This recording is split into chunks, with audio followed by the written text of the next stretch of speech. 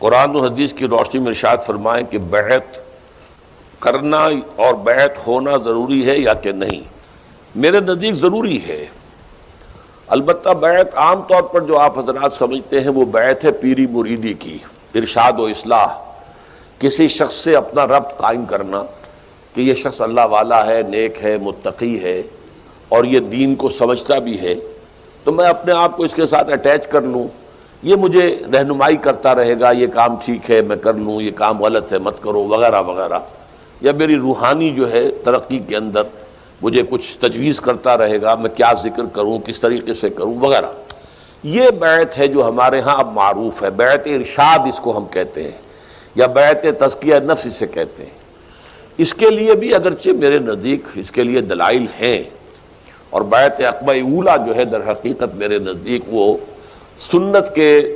ذخیرے میں اس قسم کی بیعت کے لیے ایک دلیل ہے، اساس ہے، لیکن جس بیعت کا ہم ذکر کر رہے ہیں وہ بیعت بالکل مختلف ہے۔ وہ بیعت ہے بیعت جماعت، کسی جماعت میں شامل ہونے کے لیے بیعت کرنا کہ آپ جو حکم دیں گے میں مانوں گا، بشرطے کہ شریعت کے خلاف نہ ہو، باقی میری رائے اس کے خلاف بھی ہو تب بھی مانوں گا۔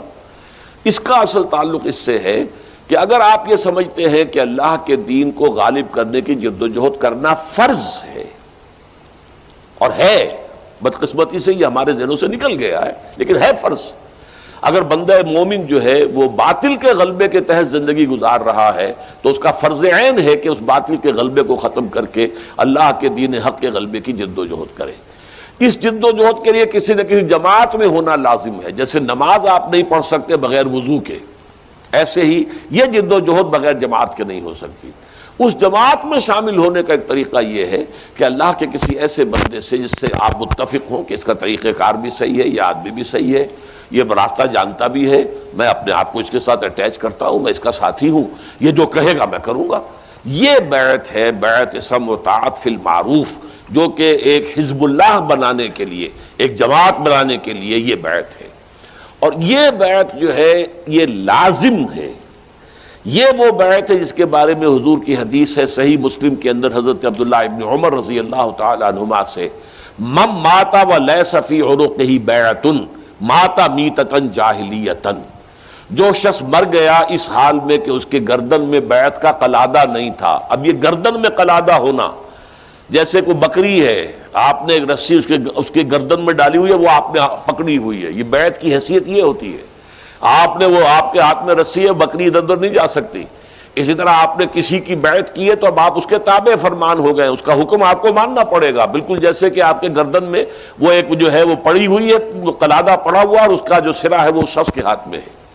تو جو شخص مرا اس حال میں ولیس فی عنقہ بیعۃ، اس کی گردن میں بیعت کا قلادہ نہیں تھا، فقد مات میتۃ جاہلیۃ، تو وہ جاہلیت کی موت مرا ہے۔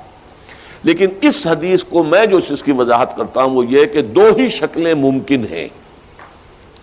یا تو مثلا جیسے ہمارے پڑوسی ملک افغانستان میں کہ ایک ملک ایسا ہے جس میں کہ بیعت کی بنیاد پر نظام حکومت قائم ہے، اب وہ امیر المومنین ہے ملا عمر صاحب، ان کے ہاتھ پر بیعت ہے، یا جیسے کہ حضرت عمر فاروق کے ہاتھ پر بیعت تھی، حضرت ابو بکر کے ہاتھ پر بیعت تھی، حضرت علی حضرت عثمان کے ہاتھ پر بیعت تھی رضی اللہ تعالیٰ عنہم اجمعین۔ یا تو یہ بیعت ہوگی، اچھا فرض کیجئے نظام نہیں ہے، نظام باطل کا ہے، سیکولر نظام ہے، ملحدانہ نظام ہے، کافرانہ نظام ہے، تو وہ اسلام کا نظام کیسے آ جائے گا جب تک کہ جدوجہد نہ ہو؟ جدوجہد کیسے ہوگی جب تک جماعت نہ ہو؟ تو جو جماعت کا امیر ہوگا اس سے بیعت کی جائے گی۔ تو ظاہر بات ہے دو کے سوا تیسری شکل کوئی نہیں، یا تو اسلامی نظام قائم ہے تو اس کا جو امیر ہے سربراہ ہے اس کے ہاتھ پر بیعت، قائم نہیں ہے تو قائم کرنے کی جد و جہد کرنا فرض عین ہے، اس کے لیے کسی ایسی جماعت کے امیر سے بیعت کہ جو جد و جہد کر رہی ہو اور اس پر بیعت کر کے آپ اس میں شامل ہو جائیں۔ اس اعتبار سے میرے نزدیک یہ بیعت جو الفاظ آئے ہیں من مات ولیس فی عنقہ بیعۃ مات میتۃ جاہلیۃ، 100% صحیح ہے، درست ہے، اور اس میں کوئی استثناء موجود نہیں ہے۔